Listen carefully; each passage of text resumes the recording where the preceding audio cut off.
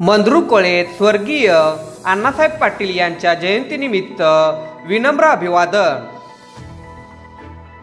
क्रांतीसूर्य माथाडीचे आराध्य दैवत, अखिल भारतीय मराठा महासंघाचे संस्थापक, माथाडी चळवळीचे जनक, झुंजार व लढाऊ नेतृत्व, समाजासाठी आपल्या प्राणाचे बलिदान देणारे कैलासवासी आमदार माननीय अण्णासाहेब पाटील यांच्या 91व्या जयंतीनिमित्त त्यांच्या मूळ गावी म्हणजेच मंद्रुकोळे येथे त्यांच्या प्रतिमेचे पूजन करून त्यांना अभिवादन करण्यात आले।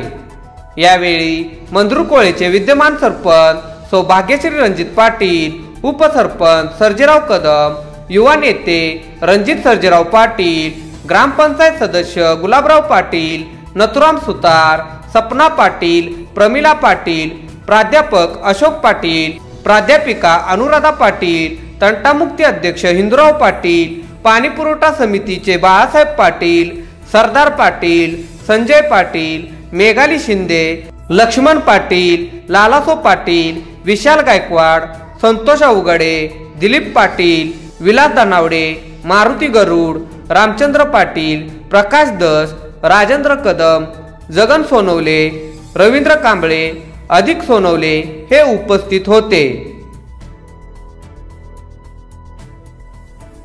डेबेवाडी प्रतिनिधी गोरख मोहितेसह उपसंपादक नितीन खरात।